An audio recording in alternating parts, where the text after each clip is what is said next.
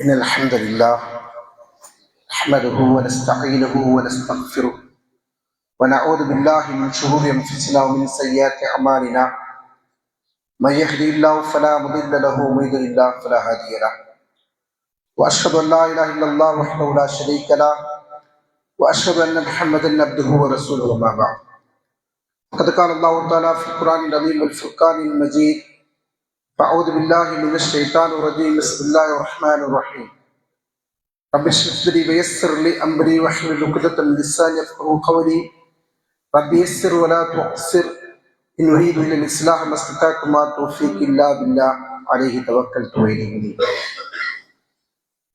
قال تعالى يا أيها الذين آمنوا اتقوا الله حق تقاته ولا تموتن إلا وأنتم مسلمون. وقال تعالى في آية أخرى يا أيها الناس اتقوا ربكم الذي خلقكم من نفس واحدة وخلق منها زوجها وبث منهما رجالا كثيرا ونساء واتقوا الله الذي تساءلون به والأرحام إن الله كان عليكم رقيبا. وقال تعالى في آية أخرى يا أيها الذين آمنوا اتقوا الله وقولوا قولا سديدا يصلح لكم أعمالكم ويغفر لكم ذنوبكم ومن يطع الله ورسوله فقد فاز فوزا عظيما. أيها الإخوان والأخوات أوصيكم وإياي أولا بتقوى الله. அளவில்லா கருணையாளன் நிகரில் அன்புடையவன் அல்லாஹ்வின் பெயரை கொண்டு ஆரம்பிச்சுகிறேன். அல்லாஹ்வின் சாந்தியும் சமாதானம் நபிகள் நாயகம் ஸல்லல்லாஹு அலைஹி வஸல்லம் அவர்கள் மீதும் அவர்களுடைய வழிமுறையை பின்பற்றி வாழ்ந்த உத்தம சத்திய சஹாபாக்கள் தாபீன்கள் தபா தாபீன்கள் ஐம்மாக்கள் இன்னும் நல்லடியார்கள் அனைவரும் மீதும் குறிப்பாக அல்லாஹ்வின் இல்லத்தில் அவன் நம் மீது கடமையாக்கியுள்ள ஜுமாவுடைய தொழுகையை நிறைவேற்றுவதற்காக வேண்டி அல்லாஹ்வின் தூதர் அவர்கள் காண்பித்த வழிமுறை பிரகாரம் ஜுமாவிற்கு உரிய நேரத்தில் இங்கே ஒன்று கூடியிருக்கின்ற நம் அனைவரும் மீதும் ஒரு ரஹ்மான் அல்லாஹ்வின் கருணையின் கிருபையின் நிலவட்டும் என்கிற பிரார்த்தனையோடு ஆரம்பிச்சுகிறேன். நெருங்கிய சகோதரர்களே, பெரியவர்களே, சகோதரிகளே, தாய்மார்களே, அல்லாஹ் தஆலா மனிதனை படைத்து மனிதனிடம் பேசிய சில வார்த்தைகளில் பிரதானமானது அல்லாஹ் சொல்கிறான் யா இபாதி இன்னி ஹர்ரம்து துல்ம அலா நஃப்ஸி. மனிதர்களே, அநியாயத்தை நான் எனக்கு ஹராமாக்கி கொண்டேன், அதை உங்களுக்கு மத்தியிலும் நான் ஹராமாக்குகிறேன் என்று அல்லாஹ் சொன்னான். அல்லாஹ் தனக்கு ஏன் அந்த அநியாயத்தை ஹராம் என்று சொல்லுகிறான் என்று கேட்டால், அல்லாஹ்வுடைய படைப்பை அவன் எதை செய்தாலும் அவனிடத்தில் கேட்பதற்கு உரிமை உள்ளவர்கள் யாரும் இல்லை, அதிகாரம் படைத்தவர்கள் யாருமே இல்லை.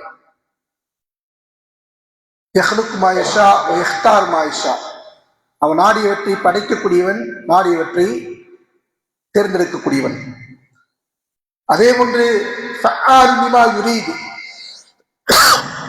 அல்லாஹ் தன்னை பற்றி சொல்கிற போது கூறுகிறான் நாடியவற்றை செய்யக்கூடியவன். அல்லாஹ்வை கேள்வி கேட்கக்கூடிய யாரும் இல்லை என்கிற போதும் அல்லாஹ்வுடைய காரியங்கள் அனைத்துமே நீதத்தின் அடிப்படையில் இருக்கிறது என்கிற போதும் கூட அல்லாஹ் தனக்கு அநியாயத்தை ஹராமாக்கி கொண்டு அதை படைப்புகளுக்கும் அல்லாஹ் ஹராமாக்கி இருக்கிறான். படைப்பினங்கள் தங்களுக்கு மத்தியில் இந்த அநியாயத்தை செய்து கொண்டு வாழக்கூடாது என்கிற கட்டளையை எல்லாம் பிரதானமாக விடுத்திருக்கிறான். ஏனென்றால் அல்லாஹ்வின் தூதர் ஸல்லல்லாஹு அலைஹி வஸல்லம் அவர்கள் சொன்னார்கள் வத்தக் துல்ம ஃபஇன்ன துல்ம துல்மாத்து யௌமல் கியாமா. அநியாயங்களை நீங்கள் பயந்து கொள்ளுங்கள், நிச்சயமா அநியாயங்கள் மறுமை நாளில் மிகப்பெரிய இருள்களாக இருக்கும் என்று அல்லாஹ்வின் தூதர் ஸல்லல்லாஹு அலைஹி வஸல்லம் சொன்னார்கள். இந்த இருள்கள் என்றால் என்ன என்பதை பற்றி சொல்லுகிற போது அதற்கு விளக்கம் சொல்லுகிற அறிஞர்கள் சொன்னார்கள், நாளை மறுமையில் ஒரு மூமின் பாலத்தை கடந்துதான் சொர்க்கத்திற்கு செல்ல வேண்டியிருக்கு. அப்படி அந்த பாலத்தை கடக்கிற போது சிலருக்கு அங்கே வெளிச்சம் கிடைக்கும், சிலருக்கு கிடைக்காமல் போகும். கிடைக்கக்கூடியவர்கள் யார் என்றால் மூமின்கள். மூமின்களுக்கு மட்டும்தான் அங்கே வெளிச்சம் கிடைக்கும். அப்படி உள்ளவர்களா ஒருவர் இருக்க வேண்டும் என்று சொன்னால் அவர் அநியாயங்களை செய்யாதவர்களா இருக்க வேண்டும். இன்னொரு விளக்கம் சொல்லப்படுகிறது, மனிதன் பிறருக்கு செய்யக்கூடிய எந்த தீங்காக இருந்தாலும் அது அவனுக்கு மறுமை நாளில் கெடுதியாக தீங்கா அமையும்.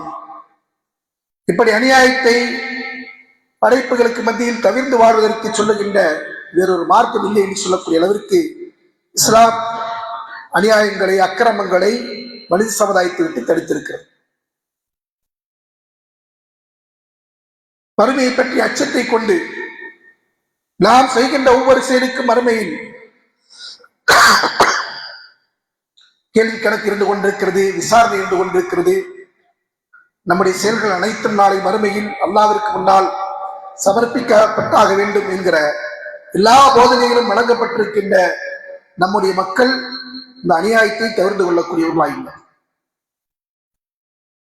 எப்படி நாம் பிறருக்கு அநியாயம் இழைக்கிறோம் என்று சொன்னால் கேட்டால் பல்வேறு விதத்தில் நம்முடைய நாவினால், நம்முடைய செயலினால். அல்லாஹ்வின் தூதர் ஸல்லல்லாஹு அலைஹி வஸல்லம் அவர்கள் எனவேதான் சொன்னார்கள், யா மஅஷர மன் ஆமன பிலிசானி வலம் தூமின் கல்பா. நாவினால் மட்டும் நம்பிக்கை கொண்டு உள்ளத்தால் ஈமான் கொள்ளாத மக்களே என்று அழைக்கிறார்கள். இந்த அழைப்பு யாருக்கு பொருந்தும்? யாருடைய செயல் எல்லாம் ஈமானுக்கு முரணாக இருக்கிறதோ, இஸ்லாமிய அடிப்படைகளுக்கு முரணாக இருந்து கொண்டிருக்கிறதோ, யாரெல்லாம் நம்முடைய செயல்களை அல்லாஹ் நம்மை கண்காணிக்கவில்லை, நாளை மறுமையில் அல்லாஹ் என்னிடத்தில் கேள்வி கேட்க மாட்டான் என்கிற எண்ணத்தோடு இந்த உலகில் வாழ்ந்து கொண்டு அமல் செய்கிறார்களோ அத்தனை பேரையும் குறிக்கக்கூடிய ஒரு வார்த்தை தான் அல்லாஹ்வின் தூதர் அவர்கள் சொல்கிறார்கள், யா மஅஷர மன் ஆமன பிலிசானி. நாவினால் மட்டும் ஈமான் கொண்டவர்கள். நாவினால் ஈமான் கொள்வது என்று சொன்னால் நாங்கள் முஸ்லிம்கள் என்று முச்சுக்கு 300 தடவை அவர்கள் முழங்கிக் கொண்டிருப்பார்கள். ஆனால் அவருடைய உள்ளத்திலே ஈமானுடைய பிரதிபலிப்புகள் இருக்காது. அப்படி இருக்குமானால் அல்லாஹ் எதை சொல்லுகிறானோ, அல்லாஹ்வின் தூதர் ஸல்லல்லாஹு அலைஹி வஸல்லம் எதை சொல்லுகிறார்களோ அதை கேட்ட உடனே அதற்கு செவிசாய்த்து அதற்கு கட்டுப்படக்கூடியவனாக இருப்பான். என்றால் அல்லாஹ் சொல்லுகிறான், ஈமான் உள்ளவர்களை பற்றிய வர்ணனையை சொல்லுகிற போது வைதா துரிய தலையும் ஆயாத்துகு சாலத்தும் ஈமானா. அல்லாஹ்வுடைய வசனங்கள் அவர்களுக்கு முன்பாக ஓதி காண்பிக்கப்பட்டால் அவருடைய ஈமான் அதிகரிக்கும், அவருடைய உள்ளங்கள் நடுங்கும். இப்படி எல்லாம் அல்லாஹ் நினைச்சான். யாரை பற்றி சொல்லுகிறார்? அல்லாஹ்வை பற்றி சொல்லப்பட்டால் அவர்கள் அஞ்சி நடுங்குவார்கள். அல்லாஹ்வுடைய வசனங்கள் ஓதி காண்பிக்கப்பட்டால் ஈமான் அதிகரிக்கும் என்று யாரை பற்றி அல்லாஹ் சொல்லுகிறார்? மூமின்களை பற்றி சொல்லுகிறோம். இப்படி யார் இருக்கிறார்களோ அவர்கள்தான் நாவினால் மட்டுமல்ல உள்ளத்தால் நம்பிக்கை கொண்டவர்கள்.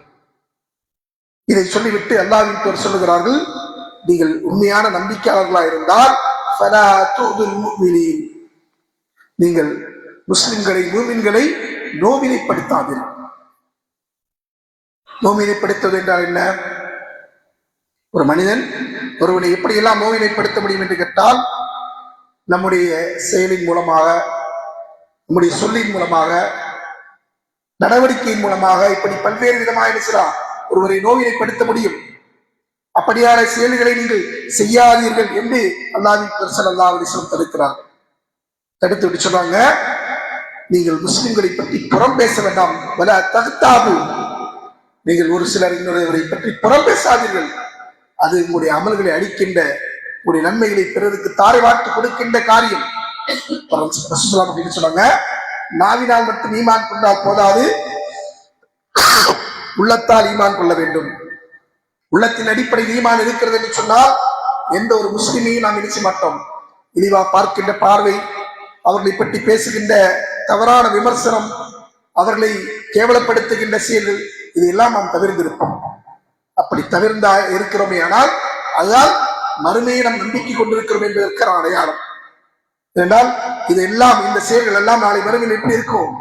உங்களுக்கு மிகப்பெரிய அநியாயமாக, இருளாக இருக்கும் என்று அல்லாஹ்வின் தூதர் ஸல்லல்லாஹு அலைஹி வஸல்லம் சொல்கிறார். இந்த அநியாயத்தை நாம் இன்றைக்கு தவிர்த்து வாழ்கிறோமா? நமக்கு ஒருவர் அநியாயம் செய்வதை நாம் சில விரும்பல. நமக்கு யாரும் இந்த அநியாயம் செய்துவிடக்கூடாது, நம்முடைய உரிமைகளை பறிபோய் விடக்கூடாது, நமக்கு கிடைக்கக்கூடிய எல்லாமே அப்படியே கிடைத்துக் கொண்டிருக்க வேண்டும் என்று ஆசைப்படுகிற நாம் பிறர் விஷயத்தில் அது போன்று நாம் நடந்து கொள்கிறோமா? பிறருடைய மானத்தோடு விளையாடுகிற விஷயத்தில், பிறருடைய கண்ணியத்துடைய விஷயத்தில் இதெல்லாம் நாம் கடைபிடிக்கிறோமா என்பதை நிச்சயம் இன்றைக்கு சகோதரர்கள் சிந்தித்து பார்க்க கடமைப்பட்டிருக்கிறார்கள். நம்ம அறியாமல் அல்லது இது போன்ற விஷயங்களில் கவனமில்லாததன் காரணமாக பல்வேறு சந்தர்ப்பங்களில் நமக்கு அதிகாரம் இருக்கிறது அல்லது நம்மிடத்தில் செல்வம் இருக்கிறது, செல்வாக்கு இருக்கிறது என்கிற பெயரை எல்லாம் சொல்லிக்கொண்டு பிறரிடத்தில் நாம் நீளமாக நடக்காமல் அநியாயத்தோடு நடந்து கொள்கிறோம். அப்படி சில நிகழ்வுகள் மேலோட்டமாக அந்த நிகழ்வுகள் யாரையுமே குறைப்படுத்துவதற்காக வேண்டிய அல்ல, ஆனால் நாம் என்ன சொல்றோம், இது போன்ற விஷயங்களை தவிர்த்து கொள்ள வேண்டும் என்கிற நினைவூட்டலுக்காக நம்முடைய நிர்வாகங்கள், மஸ்ஜிதுகள் இதெல்லாம் என்ன செய்யும், ஒரு பைத்துல் மால் செட்டப்பை கொண்டதா இருக்கும். பைத்துல் மால் எதற்காக வேண்டி எதற்காக வேண்டி அந்த பைத்துல் மால் அறிமுகப்படுத்தினாங்க? முஸ்லிம்கள் தங்களுடைய பொருளாதாரத்தை சீரான அமைப்பில் வைத்துக் கொள்ள வேண்டும். இந்த சமுதாயத்திற்குள் வட்டி என்கிற பாவம் நுழைந்து விடக்கூடாது. அது எப்பேற்பட்ட பாவம் என்று சொன்னால், அல்லாஹ்வுடனும் அல்லாஹ்வுடைய தூதருடனும் போர் தொடுக்கின்ற பாவம். அந்த பாவம் இந்த சமுதாயத்தில் வந்து விடக்கூடாது என்று சொன்னால், பரஸ்பரம் ஒரு முஸ்லிம் இன்னொரு முஸ்லிமிற்கு கொடுத்து உதவுகின்ற பொருளாதார ரீதியான தொடர்புகள் தங்களுக்கு மத்தியில் வலுவாக இருக்க வேண்டும். அதற்காக பைத்துல் மால் என்கிற ஒரு நடைமுறை கொண்டு வந்தார்கள். அல்லாஹ் தஆலா அப்படியான நடைமுறை இருக்க வேண்டும் என்பதற்காகத்தான் ஜக்காத்தை கடமையாக்கி இருக்கிறார், சதக்காவை கடமையாக்கி இருக்கிறார், தர்மங்களை அறிவித்திருக்கிறார். அல்லாஹ் தஆலா சொல்கிறான், இன்னல்லாஹ யம்ஹக்கு ரிபா வ யுர்பி ஸதகாத். அல்லாஹ் தான தர்மங்களை வளரச் செய்கிறான், வட்டியை அடித்து விடுகிறான். வட்டி எந்த நன்மையும் இல்லாமல், பாக்கியம் இல்லாமல், நற்பேர் இல்லாமல் அழிந்து போகின்ற ஒன்று என்று அல்லாஹ் சொல்கிறார். அதே நேரத்தில் தர்மங்கள் என்ன செய்து பெருகிக் கொண்டிருக்கும். அல்லாஹ்வின் தூதர் ஸல்லல்லாஹு அலைஹி வஸல்லம் சொன்னாங்க, மா நக்கஸத்தில் மாலின் ஸதகா. தர்மம் செய்வதனால் ஒருபோதும் செல்வம் குறைந்து விடாது. தர்மம் யாரெல்லாம் செய்கிறார்களோ, அல்லாஹ்வுடைய முகத்திற்காக வேண்டிய மறுமையில் இதற்கான கூலி கிடைக்க வேண்டும் என்கிற எதிர்பார்ப்போடு நம்மை சூழ இருக்கின்ற ஏழைகள், கஷ்டப்படுகின்றவர்கள், அவருடைய வறுமையை, கஷ்டத்தை போக்க வேண்டும், அல்லாஹ் எனக்கு செல்வத்தை தந்திருக்கிறான் என்று சொன்னால் என்னுடைய கடமை இதை என்பதை அறிந்து கொண்டு யார் அதை செய்கிறார்களோ அத்தகையோருடைய செல்வம் ஒருபோதும் தர்மம் செய்வதனால் குறைந்து விடாது. இந்த செல்வத்திலே அபிவிருத்தி இருந்து கொண்டே இருக்கும் என்று அல்லாஹ்வின் தூதர் அவர்கள் சொல்கிறார்கள், அல்லாஹ் சொல்கிறார். இந்த அடிப்படையில் நமக்கு மத்தியிலான பொருளாதார தொடர்புகள் இருக்க வேண்டும். ஆனால் இன்றைக்கு தனிப்பட்ட நபர்களாக இருந்து கொண்டு பைத்துல் மாலை நடத்தக்கூடியவர்களும் சரி, நிர்வாகம் சார்ந்த பைத்துல் மாலை நடத்தக்கூடியவர்களும் சரி, எப்படியான ஒரு அணுகுமுறையை கையாளுகிறார் என்று சொன்னால், வட்டிக்காரனுடைய அதே சாயல் சொன்னால், கொடுத்த கண்ணை எப்படா திருப்பி தர இந்த வட்டிக்காரன் கேட்பான் இல்லையா, அதே உரிமையோடு யாராவது பைத்துல் மாலில் இருந்து பொருளாதாரத்தை பெற்றால் அவரிடத்தில் நடந்து கொள்கிறார். இப்படியான நடைமுறைக்காக வேண்டி இஸ்லாம் பைத்துல் மாலை சொல்லித் தரவில்லை. ஏனென்றால் கடன் பெறுவது என்பது மார்க்கம் நமக்கு அனுமதித்த ஒரு விஷயம். இதற்காக வேண்டி மக்களுக்கு மத்தியில் பொருளாதாரம் இல்லாத போது அவர்கள் ஹராமான வழியில் வட்டிக்கு சென்று விடக்கூடாது. எனவே உங்களுக்கு மத்தியில் என்ன செய்ய, பரஸ்பரம் கடன் உதவி செய்து கொள்ளுங்கள். அந்த கடன் உதவிக்கிற சுசலம் நன்மை சொல்றாங்க. ஒருவர் ஒரு தவணையில் ஒருவருக்கு கடனை கொடுக்கிறார், 1000 ரூபாய் 10 நாள் தேதிக்காக வேண்டி ஒருத்தர் கடன் கொடுக்கிறார். அப்படி கொடுக்கிற ஒருவர் ஒவ்வொரு நாளும் அதே தொகையை, கொடுத்த கடன் 1000 ரூபாய், தவணை எத்தனை நாள், 10 நாள், ஒவ்வொரு நாளும் 1000 ரூபாயை சதக்கா செய்தவருடைய கூலியை பெறுகிறார். நன்மை சொன்னாங்க, ஒவ்வொரு நாளும் 1000 ரூபாயை சதக்கா செய்தவரை போன்றவர் அவர் கடன் கொடுத்ததற்காக வேண்டி. அதே அந்த தவணை நீண்டு விட்டது, பெற்றுக்கொண்டவர் அந்த 10 நாளில் கடனை திருப்பி செலுத்த முடியவில்லை, அதனால் அவருக்கு காலதாமதம் ஏற்படுகிறது என்று சொன்னால், அந்த கடன் கொடுத்தவருக்கு அதனால நஷ்டமாகி விடுகிறதா என்று கேட்டால், இஸ்லாமிய பார்வையில் நஷ்டம் இல்லை, துனியாவுடைய பார்வையில் நஷ்டம் உண்டாகும். மார்க்கத்தின் பார்வை என்ன, அவர் அதற்கு அப்புறம் 10 நாளை தாண்டி அவர் கொடுத்த கடனுக்கு அவர் கால அவகாசம் கொடுக்கிறான்னு சொன்னா ரெட்டிப்பான அளவிற்கு தொகையை தர்மம் செய்தவரை போன்றவர். 1000 ரூபாய் கொடுத்தவர் அன்றிலிருந்து அவருடைய கணக்கு மாறுது, 2000 தர்மம் கொடுக்கின்ற நபருடைய நன்மை பெறுகிறார். ஒரு வாய்ப்பை சொன்னாங்க, எதற்காக கடன் கொடுக்க வேண்டும், கஷ்டப்படுகின்றவர்களுடைய கஷ்டங்களில் நாம் பங்கெடுக்க வேண்டும், அவர்களுக்கு உதவிக்கரம் நீட்ட வேண்டும் என்றால் இதெல்லாம் அல்லாஹ் மனித சமுதாயத்தின் மீது கடமையாக்கி இருக்கின்ற பண்புகள். அல்லாஹ்வின் தூதர் சொன்னாங்க இல்லையா, இர்ஹமு மன் ஃபில் அர்லி யர்ஹமுக்கும் மன் ஃபிஸ் ஸமா. பூமியில் உள்ளவர்கள் மீது நீங்கள் கருணை காட்டுங்கள், வானத்தில் இருக்கின்றவன் உங்கள் மீது கருணை காட்டுவான். அல்லாஹ்வுடைய கருணை பெற வேண்டுமா, அல்லாஹ்வுடைய அன்பை பெற வேண்டுமா, அல்லாஹ்வுடைய இரக்கத்தை பெற வேண்டுமா, இதுதான் அதற்கான வழி என்று சொன்னாங்க. ஆனா இன்னைக்கு நம்ம என்ன செய்யறோம், கொடுத்த கடன் கொடுத்த தேதியில் தரவில்லை என்று சொன்னால் சட்டை பிடிப்பதற்கு எனக்கு உரிமை இருக்கிறது என்று பேசுகிறோம். உரிமை இருக்கிறார், ஆனால் ஒரு சகோதரத்தில் எப்படி நடந்து கொள்ள வேண்டும், அவருடைய கண்ணியம். சொன்னாங்க இல்லையா, இந்த நாள் மக்காமா நகரத்தில் நின்று கொண்டு இந்த நாள் எப்படி புனிதமானதோ, இந்த நகரம் எப்படி புனிதமானதோ, அது போன்று உங்களுக்கு மத்தியில் உங்களுடைய மானம் மரியாதை கண்ணியம் எல்லாம் புனிதமானது என்று சொன்னார். ஒரு முஸ்லிம் இடத்தில் இன்னொரு முஸ்லிம் அவனுடைய கண்ணியத்தை பேணி அவனுக்கு அநியாயம் நடக்கக்கூடியவனாக இல்லாமல் அவனுடைய உரிமையை அவனிடத்தில் பாதுகாக்கக்கூடியவனாக இருக்க வேண்டும் என்பதை அல்லாஹ்வின் தூதர் ஸல்லல்லாஹு அலைஹி வஸல்லம் சொன்னார். ஆனால் இன்றைக்கு நம்ம நினைக்கிறோம் அதையெல்லாம் மீறுகிறோம். இந்த காரணம், நமக்கு உலகத்திலே சில அதிகாரங்கள் இருக்கிறது என்பதற்காக வேண்டி, நம்மிடத்திலே சில பதவிகள் இருக்கிறது என்பதற்காக வேண்டி, இதெல்லாம் நாளை மறுமையில் நம்மை ரப்புல் ஆலமீன் விசாரிக்கிற போது நம்முடைய அநியாயத்தின் பட்டியல் வந்து விடுமா என்பதை குறித்து நாம் அஞ்சு கொள்ள வேண்டும். நமக்கு அல்லாஹ் தந்திருக்கிறான் என்று சொன்னால் அது நியாமத். ரசூலுல்லாஹ்வுடைய மஸ்ஜிதில் ஒரு நபர், 2 சஹாபாக்கள் தர்க்கித்துக் கொண்டிருக்கிறார்கள். ரசூலுல்லாஹ் அறையில் இருக்கிறார். என்ன தர்க்கம் என்பதை அறிந்து கொள்வதற்காக வெளியே பார்க்கிற போது கொடுத்த கடனை திருப்பி கேட்டுக் கொண்டிருக்கிறார் இன்னொரு நபித்தோழர். அவர் தவணை கேட்கிறார். அவரிடத்தில் கொடுப்பதற்கு கடனை நிறைவேற்றுவதற்கு வழி இல்லை. ரசூலுல்லாஹ் அவர்கள் அந்த கடன் கொடுத்த சஹாபியை பார்த்து சொல்கிறார்கள், உன்னுடைய கடனின் பாதியை நீ தள்ளுபடி செய். கொடுத்தது கடன், தர்மம் அல்ல. கடன் கொடுத்தவரிடத்தில் சொன்னாங்க, பாதி கடனை தள்ளுபடி செய். அந்த நபர், அந்த நபித்தோழர் என்ன செய்றாங்க, அல்லாஹ்வின் தூதர் சொல்லிவிட்டாங்க, எனக்கு நஷ்டம் உண்டாகும், நான் எப்படி கொடுக்கலாம் அப்படிலாம் புலம்பாம என்ன செய்றாங்க, சொன்னது யாரு, அல்லாஹ்வின் தூதர் அவர்கள். அல்லாஹ்வின் தூதர் அவர்கள் சொன்னார்கள், அந்த விஷயம் என்னுடைய இன்மைக்கான நன்மை, மறுமைக்கான நன்மை. அதை அறிந்து கொண்டு உடனே நினைச்சாங்க, அது வலாத்தி அரசுல்லா, நான் என்னுடைய கடனின் பாதியை தள்ளுபடி செய்துவிட்டேன் அரசுல்லா சொல்கிறார். அந்த இன்னொரு வாங்கியவருக்கு சொல்கிறார், ஃபக்லி தைனக்க, உங்களுடைய கடனை நீ இப்போது நிறைவேற்றி சொல்கிறார். பாதி கடன் தள்ளுபடி பண்ணிட்டு மிச்சத்தை என்ன செய், நிறைவேற்றி என்று சொன்னாங்க. அந்த நபித்தோழர் என்ன சொன்னாங்க, உடன்பட்டு அதை நிறைவேற்றுகிறார் சொன்னாங்க. கொடுத்த கடனுக்கே ரசூலுல்லாஹ் இது போன்ற, அதாவது தனிநபர் கொடுக்கின்ற கடன்களுக்கு இது போன்ற வழிமுறையைத்தான் அல்லாஹ்வின் தூதர் காட்டி தந்தார்கள் என்று சொன்னால், இன்றைக்கு நம்முடைய சமுதாயம் இந்த கடன் கொடுக்கின்ற விஷயத்தில், அதை வாங்குகின்ற விஷயத்தில் எப்படி நடந்து கொள்கிறார். சிலர் சொல்வதை கேள்விப்பட்டிருக்கிறோம், என்னன்னு, வட்டிக்காரன்கிட்ட கடன் வாங்கிடலாம், அதை யார்கிட்ட வாங்கக்கூடாது, சொந்தக்காரன்ட்ட கடன் வாங்கிடக்கூடாது, ஒதுவில்லா. அல்லது நண்பரிடத்தில் கடன் வாங்கிவிடக்கூடாது. அவர்கள் கிடைக்கிற சந்தர்ப்பத்தில் எல்லாம் நம்ம என்ன செய்வாங்க, இழிவுபடுத்துவதற்கு முயலுவார்கள், நம்முடைய மானத்தை வாங்குவதற்கு முயலுவார்கள், நம்முடைய கண்ணியத்தை பாழ்படுத்துவதற்கு முயலுவார்கள். அன்பானவர்களே, இதெல்லாம் நாளை மறுமையில் நமக்கு எதிராக வந்து நிற்கப் போகின்ற அநியாயங்கள் என்பதை அஞ்சினால் இது போன்ற விஷயங்களை நாம் தவிர்த்து கொள்ள வேண்டும். இதெல்லாம் நாளை நம்ம மறுமையில் நம்முடைய கை சேதத்திற்கு காரணமாகிவிடும் என்பதைத்தான் அல்லாஹ்வின் தூதர் ஸல்லல்லாஹு அலைஹி வஸல்லம் அவர்கள் இந்த நபிமொழியின் மூலமா நமக்கு எச்சரிக்கிறார்கள்.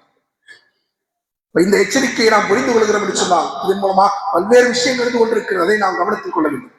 மறுமையில் ஏற்படுகின்ற நஷ்டத்தை தாண்டி உலகத்தில் நாம் அநியாயக்காரர்களா இருக்கிறோம் என்று சொன்னால் அல்லாஹ்வின் அருள் நமக்கு கிடைக்காது.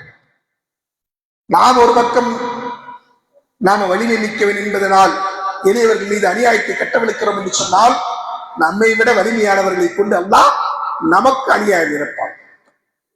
இதுதான் அல்லாஹ்வுடைய நீதி, அல்லாஹ்வுடைய நீதி. அந்த நீதிக்கும் நம் ஆளாக வேண்டி இருக்கும் என்பதை அஞ்சிக் கொள்ள வேண்டும். அதனால் இந்த உலகத்தில் இருந்து கொண்டிருக்கிற அநியாயங்களை, அக்கிரமங்களை, பரஸ்பரம் நாம் செய்கின்றவற்றை தவிர்த்து கொள்வதற்கு நாம் முயற்சிக்க வேண்டும். அதிலும் குறிப்பாக பொறுப்புகள் வகிக்கின்றவர்கள், பொறுப்பானவர்களாக இருக்கின்றவர்கள் ஒருபோன்றும் இது போன்ற அநியாயங்களை செய்துவிடக்கூடாது.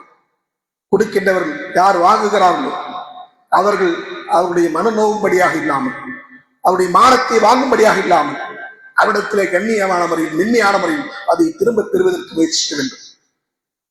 ஒருவர் வசதி வாய்ப்பிருந்து தராமல் இருக்கிறார், அதையும் சொன்னார்கள், மத்தலுல் கனியி குல்முன், வசதி படைத்தவன் கடனை திருப்ப செலுத்தாமல் இருப்பது என்பது அநியாயம், அதுவும் ஒரு எப்படி இந்த உண்மையும் அவன் பயந்து கொள்ள வேண்டும். அதுவும் நாளைக்கு மறுமையில் அவனுக்கு நஷ்டத்தை தரக்கூடிய ஒன்று. இப்ப வாங்கி இருக்கிறவன் வசதி உள்ளவன் யாரும் என்ன செய்ய மாட்டான். மறுமை அஞ்சக்கூடியவனாக இருந்தால் அவன் கொடுத்த கடனை திருப்ப செலுத்தாமல் இருக்க மாட்டான். என்ற அளவுக்கு என்ன செய்வான், எப்படியாவது அந்த கடனை கொடுத்தாக வேண்டும். ஒருவேளை அவனுக்கு கொடுக்க முடியாமல் போயிடுச்சு, பைத்துல் மால் என்ன நம்ம சொந்த வீட்டு காசா, என்னுடைய சொந்த காசா இல்ல, அது பலரும் என்ன செஞ்சிருக்கிறாங்க, அல்லாஹ்வுடைய முகத்திற்காக வேண்டி, மறுமை நன்மைக்காக வேண்டி நம்முடைய பாவங்கள் கழிக்கப்பட வேண்டும், அல்லாஹ்விடத்தில் நமக்கு ஏதாவது நன்மை கிடைத்து சொன்னாங்களா, ஒத்தக்குன்னார தம்ரா, ஒரு பேரித்தம்பளத்தின் பகுதியை தர்மம் செய்தாவது நீங்கள் உங்களை நரகத்திலிருந்து காத்துக் கொள்ளுங்கள் என்று சொன்னார்களவா, அந்த கணக்கில் இது சேரட்டும் என்கிற அடிப்படையில் அல்லாஹ்வுடைய பாதையில் கொடுக்கப்படுகின்ற செல்வம். அப்ப அதை நம்ம வட்டிக்காரனை போன்று நின்று கொண்டு அவன்கிட்ட வசூலிக்கிறதா அல்லது அவனுக்கு தள்ளுபடி செய்வதா, இது ஏற்றமானது இல்லை என்று சொன்னால், நமக்கு தெரிந்த நம்முடைய சகோதரர் நலிந்தவர், வாழ்வாதாரத்தில் சிரமப்படுகிறவர்கள், பொருளாதாரம் இல்லாமல் கஷ்டப்படுகின்றவர்கள், அப்படி இருக்கிறவங்களுக்கு நம்ம உதவி செய்யறோம். செய்யலன்னு இந்த சமுதாயத்தை பார்த்து சொல்ல முடியாது. அதை எப்படி செய்யறது தெரியுமா, அவன் அவனுடைய வெக்கத்தை விட்டு மானத்தை விட்டு என்ற கையை எந்தட்டும். அன்பானவர்களே, அந்த சகோதரனுக்கு இந்த நிலை ஏற்படுத்திய ரப்புல் ஆலமீனுக்கு நம்மை அதே இடத்தில் கொண்டு போய் வைப்பதற்கு நேரம் ஒன்றும் போக தேவையில்லை. அவனுக்கு அதுக்கு பெரிய நேரம் தேவையில்லை இல்லையா. ஒருத்தர் நம்மகிட்ட கேட்கிறான் அப்படி சொன்னா, கேட்கிற நிலையில் அவனையும் கொடுக்கிற நிலையும் நம்மளையும் வைத்திருக்கிறார் என்று சொன்னால், அதே அல்லாஹ்வால் நம்மளை கேட்கிற நிலைக்கும் அவரை கொடுக்கிற நிலைக்கும் மாற்றுவதற்கு முடியுமா என்றால் நிச்சயமா முடியும். இதை நாம் அஞ்சிக் கொள்ள வேண்டும். நமக்கு சுற்றிலும் நடந்து கொண்டிருக்கிற நிகழ்வுகள் அதை நமக்கு படம் பிடித்து காட்டுகிறது. சமீபத்திலே இலங்கையில் ஏற்பட்ட புயலுடைய தாக்கத்தின் காரணமாக பல்வேறு மக்கள் வீடுகளை இழந்து, சொத்துக்களை இழந்து இன்றைக்கு அகதிகளை போன்று வாழ்வாதாரத்திற்காக தவித்துக் கொண்டிருக்கிறார்கள். பிறர் தருகின்ற உதவி கரத்திற்காக அவர்கள் கையேற்றிக் கொண்டிருக்கிறார்கள். இவர்கள் எல்லாம் கடந்த காலங்களிலும் இப்படித்தான் இருந்தார்களா? இல்ல, அல்லாஹ் ஒரு நாளில், ஒரு இரவில் அல்லாஹ் நிலையை மாற்றி விடுகிறான். அதே போன்று நமக்கு அண்டையில் இருந்து கொண்டிருக்கிற பல மாநிலங்களில், கேரளாவிலே இதே போன்று நிலச்சரிவுகள் ஏற்பட்டு, புயலுடைய பாதிப்பு ஏற்பட்டு, மழை ஏற்பட்டு பல்வேறு மக்கள் வீடுகளை இழந்தார்கள், சொத்துக்களை இழந்தார்கள். கண் முன்னால் இந்த காட்சிகள் நமக்கு முன்னால் இருந்து கொண்டிருக்கிறது. அல்லாஹ் இது போன்ற நிகழ்வுகளை எடுத்து சொல்லி நமக்கு நினைவூட்டுகிறான், அச்சமூட்டுகிறான். ஆனா நம்ம நினைக்கிறோம், இந்த காட்சிகளை எல்லாம் வெகு சீக்கிரமா மறந்து விட்டு கடந்து விட்டு செல்கிறோம். மாணவர்களே, உண்மையில் நாம் அல்லாஹ் அஞ்சக்கூடியவர்களாக இருந்தால் இது போன்ற நிலைகளை நாம் நினைச்சக்கூடாது, விரைவாக கடந்து விட்டு செல்லக்கூடாது. அல்லாஹ் அதே நிலை எனக்கு ஏற்படுத்துவதற்கு ஆற்றலுடையவன், வல்லமையுடையவன் என்பதை நினைவு கூர்ந்து நாம் எந்த அநியாயத்தில் பிறருக்கு செய்வதிலிருந்து விலகி இருப்பதற்கு நம்மை நாம் பக்குவப்படுத்திக் கொள்ள வேண்டும். என்னிடத்தில் செல்வம் இருக்கிறது, என்னிடத்தில் அதிகாரம் இருக்கிறது, நான் யாருக்கு போய் நிற்க மாட்டேன் என்கிற இந்த மமதை எல்லாம் நம்மிடத்தில் இருக்கக்கூடாது. பெருமைக்கு சொந்தக்காரன் அல்லாஹ் ஒருவன் தான். நாம் எந்த பெருமைக்கு உரியவர்கள் அல்ல, அற்பமானவர்கள். ஒரு கவிஞர் அரபியில் சொல்வார்கள், சமாலக அந்த தகப்பர, மனிதனே உன்னிடத்தில் பெருமை அளிப்பதற்கு என்ன இருக்கிறது? அவ்வலுக்க நுத்ஃபத்துன் ஆதரா, ஆரம்பம் என்பது அற்ப இந்திரிய துளி, வாஹருக்க ஜீஃபத்துன் கதரா, உடைய இறுதி நாற்றம் எடுக்கின்ற ஒரு பிணம், மையத். எவ்வளவு பெரிய கோடீஸ்வரனா இருந்தாலும் பௌத்தாயிட்டா அவர் என்ன செய்ய முடியாது, ஒரு நாளுக்கு மேல அந்த வீட்டுல வைக்க முடியுமா? வைப்பதற்கு அனுமதிப்பாங்களா? வைக்க மாட்டாங்க. இவ்வளவுதான் நேசத்திற்கும் பாசத்திற்கும் உரிய ஒரு உறவுகளா இருந்தாலும் சரி, எந்த உறவுகளுக்கெல்லாம் நீங்கள் மாறி வாரி கொடுத்திருந்தாலும் சரி, யாருமே உங்களை ஒரு நாளைக்கு மேல உங்களுடைய ரத்த பந்த உறவுகளா இருக்கட்டும், உங்களுடைய தாயா இருக்கட்டும், தந்தையா இருக்கட்டும், யாரையும் ஜனாசாவாக வைத்திருக்க மாட்டார்கள். ஏன்? நாட்டம் எடுக்க ஆரம்பிச்சு. இதனால் நம்ம கிட்ட பெருமை அடிக்கிறது எந்த தகுதியும் இல்லை. இதற்கு பிறகு சொல்லுகிறார், இந்த இரண்டிற்கும் இடைப்பட்ட காலத்துல பிறப்பதற்கு நம்ம சொன்ன காரணமா இருந்தது ஒரு அற்பமான, நாம இனிவா பார்க்கின்ற ஒன்றிலிருந்து நாம் பிறந்திருக்கிறோம். நம்முடைய மரணத்திற்கு பிறகு நாம எல்லாராலும் உதாசனம் செய்யப்படுகிற அல்லது யாரும் அதை 2 நாள் 3 நாள் வைத்திருப்பதற்கு தயாரில்லாத ஒரு நிலைக்கு நாம் தள்ளப்படுகிறோம். இந்த இரண்டுக்கும் இடைப்பட்ட வாழ்க்கை இருக்கிறது அல்லவா, அது எப்படிப்பட்டது தெரியுமா? மலத்தையும் ஜலத்தையும் சுமந்து கொண்டிருக்கிற ஒரு பாத்திரம் நீ. சுபஹானல்லாஹ். என்னதான் வெளி உலக வெளி தோற்றத்துக்கு அத்தர்கள் வாசனை திரவியங்கள் எல்லாம் பூசிக்கொண்டாலும் அலங்கார பொருட்களை பயன்படுத்தினாலும் நம்முடைய உள்ளே இருக்கின்ற ஒன்று நாற்றம் எடுக்கக்கூடியதால் அது வெளியே வராமல் போனாலும் ஆபத்து, வந்தாலும் அது அசிக்கம்தான். அப்படி இருக்கிற ஒரு நிலையிலே நாம் இருந்து கொண்டிருக்கிறோம் சொன்னா நம்மகிட்ட என்ன தகுதி இருக்கு? எதை வைத்துக் கொண்டு நாம் பெருமை எடுத்துக் கொண்டிருக்கிறோம்? மாணவர்களே, இந்த பெருமை தான் அநியாயம் செய்வதற்கு நம்மை தூண்டுகிற மிகப்பெரிய காரணம். பிறருக்கு அநியாயம் செய்வதற்கும் அக்கிரமம் செய்வதற்கு நம்மை தூண்டுகிற மிகப்பெரிய காரணம் என்ன தெரியுமா? யார் என்று கேட்க முடியும்? நான் செய்யறது செய்வேன், நான் இஷ்டத்துக்கு தான் சட்டம். இன்னைக்கு நாட்டை ஆளுகின்ற ஒரு உட்பட எல்லாரும் நினைச்சாங்க, இப்படித்தான் நினைச்சாங்க நடந்து கொள்கிறார். என்னிடத்தில் அதிகாரம் இருக்கிறது, என்னுடைய செல்வம் இருக்கிறது, என்னிடத்தில் செல்வாக்கு இருக்கிறது, என்ன யார் கேள்வி கேட்க முடியும்? நான் எல்லாத்துக்கும் மேலானவன் என்கிற ஒரு மமதை அவர்களை என்ன செய்கிறது? இது போன்ற அநியாயங்களை செய்ய தூண்டுகிறது. அப்படியான அநியாயங்களை நாம் தவிர்த்து கொண்டு வாழ வேண்டும். அது நம்மை அழிவு பாதையில் அழைத்து செல்கிற விஷயம். நமக்கு அல்லாஹ் தந்திருக்கிற அறுக்குடைகளுக்கு நாம் அதிகம் நன்றி செலுத்தக்கூடியவர்களா இருக்க வேண்டும், நன்றி கெட்டவர்களா இருக்கக்கூடாது. அல்லாஹ் தஆலா சொல்கிறான், நீங்கள் எனக்கு நன்றி செலுத்தினீங்கன்னு சொன்னா நான் என்னுடைய அறுக்குடை உங்களுக்கு அதிகமா தருவேன். கிடைச்சதை விட இன்னும் நமக்கு கூடுதலா கிடைக்கும். நம்முடைய செல்வம் இன்னும் பெருகும், நம்முடைய செல்வாக்கு அதுவும் பெருகும், நம்முடைய குடும்பம் அதுவும் பெருகும். எல்லாமே செய்யும், எல்லாவற்றிலும் அல்லாஹ் அருள் வளங்களை சொரிந்து கொண்டே இருப்பான். அதான் அல்லாஹ் நமக்கு சொல்லுகின்ற வாக்குறுதி. அந்த வாக்குறுதியை பெறக்கூடிய விதத்தில் என்ன நம்முடைய செயல்களை அமைத்துக் கொள்ள வேண்டுமே தவிர நாம் அநியாயங்களை செய்யக்கூடியவர்களாக இருக்கக்கூடாது. அநியாயங்களை, அக்கிரமங்களை அது சிறியவர்களா இருந்தாலும் சரி, பெரியவர்களா இருந்தாலும் சரி, எல்லா இடத்திலும் நாம் என்ன தவிர்த்து கொள்ள வேண்டும். அன்பானவர்களே, நம்முடைய வாழ்க்கையில் நாம் பலரையும் நம்முடைய நாவின் மூலமாக காயப்படுத்துகிறோம். சிலர் வலிமை இருந்ததுன்னு சொன்னால் தம்முடைய கரங்கள் மூலமாகவும் காயப்படுத்துவார்கள் இல்லையா? அப்படியான அநியாயங்களை நம்ம செய்து கொண்டு வாழுகிறோம். அல்லாஹ்வின் தூதர் ஸல்லல்லாஹு அலைஹி வஸல்லம் அவர்கள் ஒரு போர்க்களத்தில்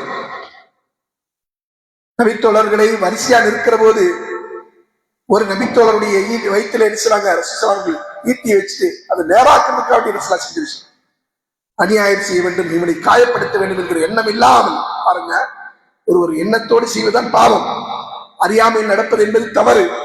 ஆனால் அல்லாஹ்வின் தூதர் ஸல்லல்லாஹு அலைஹி வஸல்லம் சொல்லுகிறாங்க, அந்த நேரத்துல அந்த நபித்தோழர் இடத்துல சொல்றாங்க, நான் உங்களுக்கு அநியாயம் செஞ்சதுதான் என்ன இங்கே என்ன செஞ்சிருக்கேன், பழி வாங்கிடுங்க. சுப்ஹானல்லாஹ். யாரு? அல்லாஹ்வின் தூதர் ஸல்லல்லாஹு அலைஹி வஸல்லம். ரசூலுல்லாஹி ஸல்லல்லாஹு அலைஹி வஸல்லம் நாளை மறுமையில் இதற்காக நரகத்திலே போட்டு தண்டிக்கப்பட இருக்கிறார்களா, அல்லது அல்லாஹ் அவருடைய நன்மையை பறித்து அந்த சாதிக்கு கொடுக்க போறானா? அல்லாஹ் அவருக்கு எப்படிப்பட்ட வாய்ப்பை வழங்கி இருக்கிறார்? முன் சென்ற பாவங்கள், பின் சென்ற பாவங்கள் எல்லாமே மன்னிக்கப்பட்டது என்று அறிவிப்பு செய்யப்பட்டிருக்கிற அல்லாஹ்வின் தூதர் ஸல்லல்லாஹு அலைஹி வஸல்லம் அவர்கள் அந்த நபித்தோழர் சொல்கிறார், ரசூலுல்லாஹ், அல்லாஹ்வின் தூதர் அவர்களை என்னை நீங்கள் காயப்படுத்தி விட்டீர்கள், எனக்கு நீங்கள் வேதனை தந்து விட்டீர்கள். ரசூலுல்லாஹ் சொன்னாங்க, அப்படியா? நான் அப்படி செய்திருந்தால் என்னை பழித்துக்கொள் சவாலே, என்னை நீ பழிவாங்கி விடு என்று சொன்னாங்க. அல்லாஹ்வின் தூதர் ஸல்லல்லாஹு அலைஹி வஸல்லம் சொல்கிறார். அறியாமல் நடந்த ஒரு தவறை கூட ரசூலுல்லாஹ் அவர்கள் அதை நியாயப்படுத்தாமல் அதை தவறு என்று ஒத்துக்கொண்டு அதை சொல்வதற்கு 1000 வார்த்தைகள் இருக்கிறது, காரணங்கள் இருக்குது. இல்லை, நான் எல்லாரையும் நேராக்கிறதுக்கு தானே செஞ்சேன், வாங்க இங்க வாங்க இங்க வாங்க அப்படித்தானே செஞ்சேன், இவர் மேல பட்டுச்சு, இவர் என்ன செய்யறாரு, என் மேல கம்ப்ளைண்ட் பண்றாரு அப்படின்னு சொன்னாங்களா ரசூலுல்லாஹ் அவர்கள்? இல்ல, என்ன செஞ்சாங்க? பழி வாங்கிக்கோ, நான் உன்னை காயப்படுத்தி இருந்தால் அதே போன்று என்னை காயப்படுத்து, உன்னுடைய மனசு திருப்தி அடையும் வரைக்கும் என்ன செய், நீ பழி வாங்கிக்கோ என்று சொல்லும் போது அந்த ரசூலுல்லாஹ் வந்து நிக்கிறாங்க. அவர் சொன்னாங்க, யார சொல்லா, நான் ட்ரெஸ் இல்லாம இருந்தேன், நீங்க ட்ரெஸ் போட்டுட்டு இருக்கீங்க. இவ்வளவு வாதங்கள் பேச முடியும் அந்த இடத்துல. அல்லாஹ்வின் தூதர் பேசுறாங்க, சரி அப்படியா, இந்தா என்னுடைய உடையை கழட்டி விடுகிறேன். யாரும் கேள்வி கேட்க முடியாது, இருந்தும் கூட நினைச்சாங்க அந்த ஒரு நபித்தோழர் அவருடைய நோக்கம் வேற, அதை நம்ம புரிந்து கொள்ளணும். அல்லாஹ்வின் தூதர் அவர்களை குறை சொல்ல வேண்டும் என்பதல்ல அவருடைய விருப்பம், அவர் அதையெல்லாம் வாய்ப்பா பெற்று அல்லாஹ்வினுடைய நெருக்கத்தை விரும்புகிறார். அதனால தான் ரசூலுல்லாஹ் அவர்கள் ஆடை கழட்டிய போது அவர் அல்லாஹ்வின் தூதரை கட்டி அணைத்துக் கொண்டு ரசூலுல்லாஹ்வுடைய வயிற்றிலே முத்தமிட்டார்.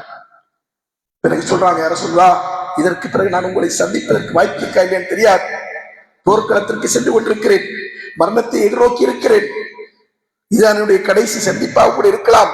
எனவே உங்களை தழுவி விட்டு அந்த நிலையில் அந்த ஒரு மனத்திற்கோடு மரணிக்க வேண்டும் என்று ஆசைப்பட்டேன் அல்லாஹ் என்று சொன்னார். இந்த இடத்துல நாம் என்ன புரிந்து கொள்ள வேண்டும்? அநியாயம் அது எவ்வளவு சிறிதாக இருந்தாலும் கூட அல்லாஹ் சொன்னாங்க அதற்கு படித்தேற்றுக்கொள் என்று சொல்கிறார் என்று சொன்னால் நம்மை போன்றவர்கள் அதை எந்த அளவிற்கு அஞ்ச வேண்டும். நாம் எத்தனை அநியாயங்களை அக்கிரமங்களை அன்றாடம் நம்மை சூழல் இருக்கின்ற மக்களுக்கு செய்து கொண்டிருக்கிறோம். நம்முடைய உறவுகளை காயப்படுத்துகிறோம். நம்முடைய நாவின் மூலமாக நம்மிடத்திலே பணிபுரிகின்றவர்களை காயப்படுத்துகிறோம். நம்மோடு சகவசிக்கின்ற பல படைப்புகளை இருக்கிறோம். நம்முடைய கைகளாலும் நாவினாலும் அவர்களை துன்புறுத்திக் கொண்டிருக்கிறோம். இப்படியான செயல்களை செய்து கொண்டிருக்கிற நாம் நாளை மறுமையில் இதெல்லாம் நமக்கு அநியாயமா வந்துவிடும், அல்லது உலகத்திலே அல்லாஹ் இதற்கான படித்திற்கு ஆற்றலுடையவன் என்பதை மறந்துவிட்டு வாழ்கிறோமா? அன்பானவர்களே, சிந்திக்க கடமைப்பட்டிருக்கிறோம். இப்படியான விஷயங்களை நாம் நினைச்சோம் எச்சரிக்கையா இருக்க வேண்டும். அடுத்ததா அல்லாஹ்வின் தூதர் ஸல்லல்லாஹு அலைஹி வஸல்லம் அவர்கள் அந்த செய்தியில் இன்னொரு செய்தி சொல்லுகிறாங்க, கஞ்சத்தனத்தை நீங்கள் பயந்து கொள்ளுங்கள்.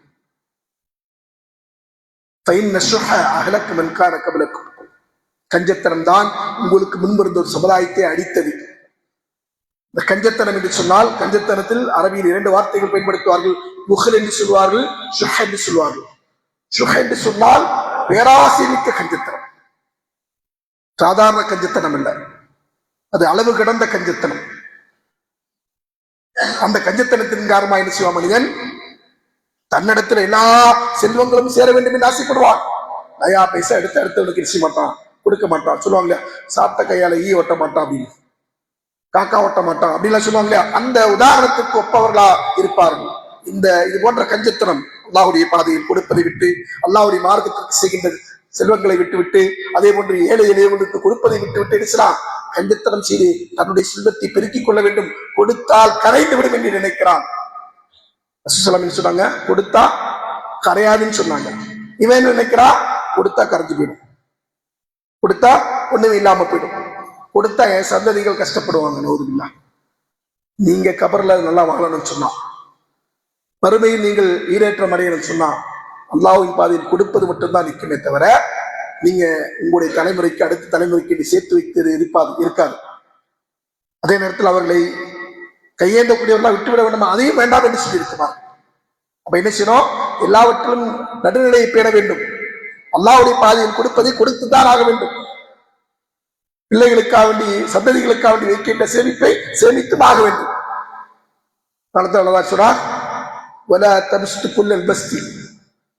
கையை என்ன செய்யாதீங்க, மொத்தமா விரிச்சிடாதீங்க. அதே போல உங்க கையை என்ன செய்யாதீங்க, கழுத்துல இறுக்கமா போட்டு கட்டி வச்சிடாதீங்க. 2 விஷயத்தை எல்லாம் சொல்லுகிறான். மாறாயினும் நடுநிலையை பேண வேண்டும். அப்ப கொடுப்பதிலே நாம் கஞ்சத்தனம் காட்டக்கூடாது என்பதை அல்லாஹ் சொல்லி காட்டுகிறான். அதைத்தான் ரசூலுல்லாஹ் சொன்னாங்க, கஞ்சத்தனம் காட்டாதீங்க, அந்த கஞ்சத்தனம் உங்களுக்கு முன்பு இருந்தவர்களை அழித்தது என்று சொல்லிவிட்டு சொன்னாங்க. உங்களுக்கு முன்பு இருந்த சமுதாயத்தை அந்த கஞ்சத்தனம் அழித்து விட்டது.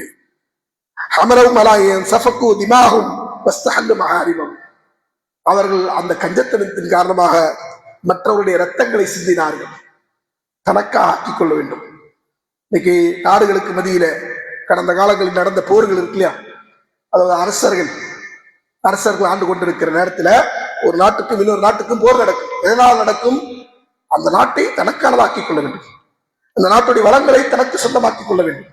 பேராசை.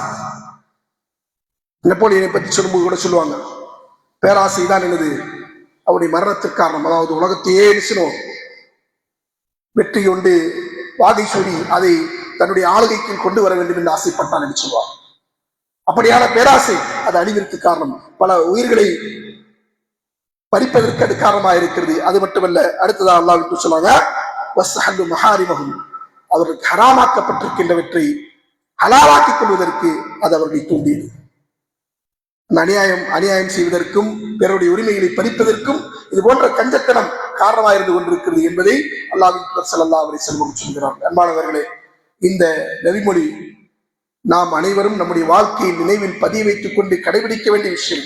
பலபோதும் நாம் மறந்து விடுகின்ற விஷயம். நம்முடைய வாழ்க்கையிலே நாம் சொன்னோம், அநியாயங்களை யார் யாருக்கு எப்படி எல்லாம் அநியாயம் செய்கிறோம் என்பதை பற்றி அறியாமையிலே இருக்கிறோம். பல்வேறு விதமான அநியாயங்களை செய்கிறோம். சிலரை நாம் நாவினால் காயப்படுத்துகிறோம், சிலரை கைகளை கொண்டு காயப்படுத்துகிறோம், சிலரை நாம் நினைக்கிறோம் அவருடைய மானங்களில் விளையாடி அவர்களை காயப்படுத்துகிறோம், பலருக்கு அநியாயம் செய்கிறோம்.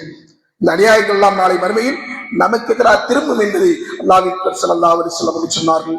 அதே போன்று கஞ்சத்தனத்தை விட்டு நாம் பாதுகாப்பு பெற வேண்டும். கஞ்சத்தனம் என்று நமக்கு அல்லாஹ் கொடுத்திருக்கிற செல்வம் என்பது நாம் நமக்காக மட்டுமே வைத்துக் கொள்வதற்கல்ல, இதை நம்மால் இயன்ற அளவுக்கு என்ன செய்யணும், நம்மை சூழ இருக்கின்றவர்களுக்கு கொடுத்துக் கொண்டிருக்கும். அதில்தான் அதில் பரக்கத்து இருக்கிறது, அல்லாஹ்வுடைய அருள் இருந்து கொண்டிருக்கு. செல்வம் எவ்வளவு இருந்தாலும் அதெல்லாம் நமக்கு செழிப்பு. அதனால சொன்னாங்க, செல்வம் அதிகமாக இருப்பது என்பது சிறப்பல்ல, செழிப்பல்ல. போதும் என்ற மனம் இருப்பதுதான் செல்வ செழிப்பு என்கிற சொன்னார். அப்படியான மனதை வளர்த்துக் கொள்ள வேண்டும். நம்முடைய உள்ள தீமான் இருக்கிறது, மறுமையை பற்றி அச்சம் இருக்கிறது என்று சொன்னால் நிச்சயமா நம்முடைய உள்ளம் போதும் என்று திருப்தி அடைகின்ற உள்ளமாக இருக்கும். நம்முடைய உள்ளத்தில் மறுமையை பற்றி சிந்தனை இல்லை என்று சொன்னால் உலகத்தில் எவ்வளவு கிடைத்தாலும் நமக்கு என்ன செய்யாது, நிரம்பாத உள்ளமாக இருக்கும். எவ்வளவு கிடைச்சாலும் பத்தாது, அது எதுவாக இருந்தாலும் சரி. எவ்வளவு கிடைத்தாலும் இன்னும் கிடைக்க வேண்டும் என்கிற ஆசையோடு நினைச்சுவான் மனிதன், அதற்கு பின்னாலே அலைந்து கொண்டிருப்பான். அப்படியான நிலையிலிருந்து நாம் என்ன பாதுகாத்துக் கொள்ள வேண்டும். அன்பானவர்களே, நமக்கு மறுமையை பற்றி அச்சம் என்பது நம்முடைய வாழ்க்கையில் இன்றியமையாத ஒன்று. ஏனென்றால் நாம் வாழ்வதை எதற்காக வேண்டி, மறுமைக்காக வேண்டி. இன்றைய தினம் நானும் நீங்களும் நம்முடைய இரவு படுக்கைக்கு சென்று உறங்கிவிட்டால் நாளைய பொழுது நமக்கு உத்தரவாதம் இல்லாதது. அதனால சொல்றோம், அல்லாஹும்ம பிஸ்மிக்க அமூத்து, அல்லாஹ்வே உன் பெயரால் நான் மரணிக்கிறேன். வாஹ்யா, இரண்டாவது எனது உயிர்ப்பில் இருக்கிறேன். அந்த உயிர்த்தெழுதல் என்பது அல்லாஹ் அறிந்தவர், அல்லாஹ்வுக்கு மட்டுமே தெரியும். எங்க அது நம்முடைய உலகத்திலா மறுமையிலா அது தெரியாது. அப்படியான வாழ்க்கை தான் நம்முடைய வாழ்க்கை.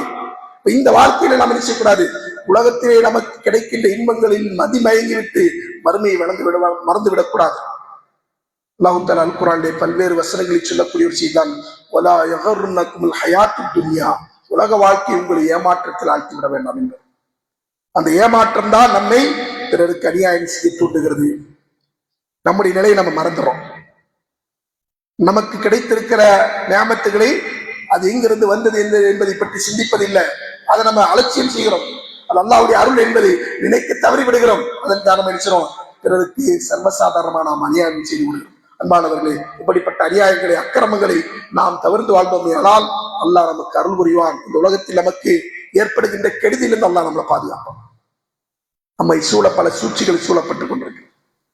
இந்த சமுதாயத்தை கொத்தா அடிப்பதற்கென்று ஒரு கூட்டம் தயாராக இருந்து கொண்டிருக்கு. அந்த கூட்டத்திலிருந்து நம்ம பாதுகாக்கப்படணும் சொன்னா அதுக்கு யாருடைய உதவிதான் வேணும்? அல்லாஹ்வுடைய உதவிதான். அல்லாஹ் நாடினாலே அன்றி அவர்களால் நமக்கு எந்த கெடுதியும் செய்ய முடியாது. அல்லாஹ் நாடினால அன்றி நாம் யாரையும் வெல்ல முடியாது. இதுதான் யதார்த்தம். இந்த யதார்த்தத்தை புரிந்து கொண்டிருக்கிற நாம் அல்லாஹ்வுடைய அருளை பெறுகின்ற மக்களாக, அவனுடைய நேசத்திற்குரியவர்களாக நாம் இருக்க வேண்டும். அலா இன்ன அவுலியா அல்லாஹ் லா ஹவ்ஃபுன் அலைஹிம் வலா ஹும் யஹ்சனூன். அல்லாஹ் சொல்கிறான், அறிந்து கொள்ளுங்கள், அல்லாஹ்வுடைய நேசர்கள் அவர்களுக்கு எந்த விதமான கவலையும் இல்லை, அவர்கள் அச்சப்பட மாட்டார். அல்லாஹ்வுடைய நேசர்களாக நாம் இருந்தால் துனியாவுடைய வாழ்க்கையில் நமக்கு அச்சமும் கவலையும் இல்லை, மறுமை வாழ்க்கையில் அறவே இல்லை என்கிற நிலைதான் அல்லாஹ் தஆலா நமக்கு சொல்லுகின்ற வாக்குறுதி. எனவே அன்பானவர்களே, அப்படிப்பட்ட ஒரு சிறப்பை அடைவதற்கு நாம் இந்த உலகத்தில் அல்லாஹ் நமக்கு வழங்கியிருக்கின்ற இந்த நேரான மார்க்கத்தை புரிந்து கொண்டு அதை பின்பற்றிக் கொண்டு அதற்கென்று நம்முடைய ஆயுளை நாம் செலவழித்துக் கொண்டு வாழ்வோம். நம்முடைய வாழ்க்கையில் நாம் தவிர்த்து கொள்ள வேண்டும் என்று அல்லாஹ்வும் அல்லாஹ்வுடைய தூதர்கள் நமக்கு கட்டளையிட்டிருக்கின்ற அநியாயங்களை, அக்கிரமங்களை, பாவங்களை விட்டு இலக்கியவர்களாக வாழ்வோம். அல்லாஹ் நம் அனைவருக்கும் அதற்குரிய நல்லதோர் தௌஃபீக்கினை வழங்கட்டும் என்று கூறி இந்த ஜுமாவுடைய முதலாவதையை நிறைவு செய்கிற கூறிக்காதா அஸ்தக்ஃபிருல்லாஹ் லி வ லக்கும் வஸ்தக்ஃபிருல் சைலன்ஸ்.